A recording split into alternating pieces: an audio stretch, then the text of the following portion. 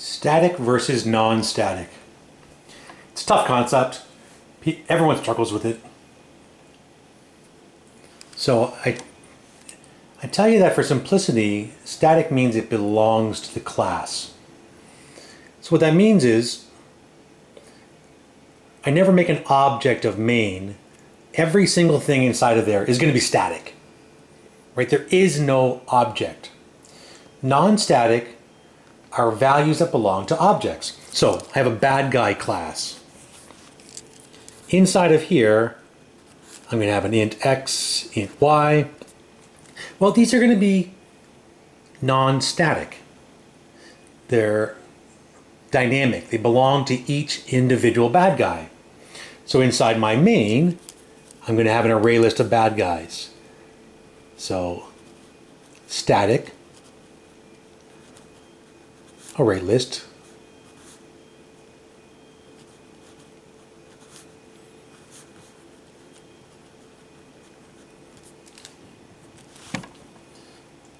okay, there is no object of type main, so it has to be static. But the guys themselves are non-static. There's no static there. If I put static here, then every single guy has the same XY location, and that's obviously not very useful. Okay. There are situations where you have an option to make it static or non-static. Supposing you have a map. You have a map class that does the loading of the map. Maybe there's a complicated map file, and you're going to parse that and turn it into a two-dimensional array of integers. Well, you have a couple options here. Okay, so let's look at the non-static version. So I have int array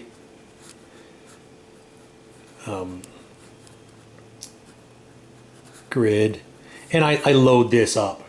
Okay, so if I have a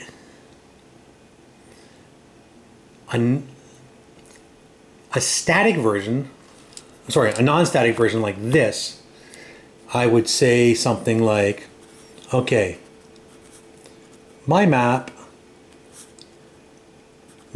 equals new my map, probably giving it some kind of data file like level 1. And I'd have a constructor here, and it would load from that file, and it would make this two-dimensional grid. And then at some point, I'm going to have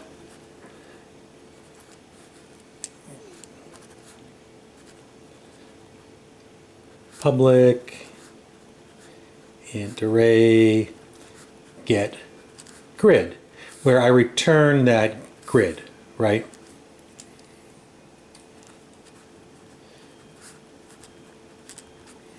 And that's how I would get it from main. I would have it as a non-static variable, meaning it belongs to the object itself. This is the object. Map is the object. It owns the grid. Okay, when I get it back. Now, you might decide, because there's only one, it's different than bad guys. With bad guys, if you make that static, you have broken it. It's not going to work. The map, you only have one. You have the option to make it static. Okay, what would that look like? So I make it static, and at the same point, I would have the constructor being the same. It would load from the data file the same way. But strangely, you don't even need an object of it. You could just say new my map, or you could say my map.load rather than having a constructor, because it's not making an object. That's probably how we do it actually. So in the static world, now the reason I'm confused here a little bit is static is not the ideal way to do this, but you can. You would say my map.load level 1, blah, blah, blah. Okay, now I have some load method here, which is also static. And now if I want to access this anywhere in my program, even like it's not local variable to main, anywhere else, I would just say my map.grid. And that would give me direct access to this. It's not the ideal, but it'll work. Okay, so that's how to do it in a static context. It'll work, and you're not always gonna have 100% best style for your final project, but I encourage you to focus on style. Being able to program well is more important than your game being fun, quite frankly. Okay? Now, an area where you will use static. So you have some general utilities class. It's quite common to do. You just make some public class. And here, like maybe you're fighting with strings. Maybe for some reason you want to pull the first and last character off of a string, and so you want to make a general utility function. Okay, well,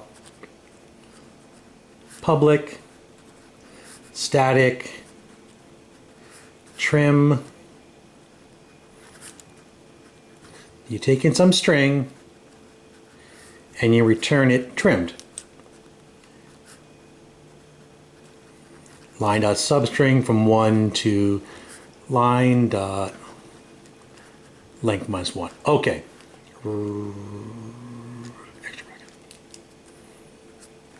So now here it's static.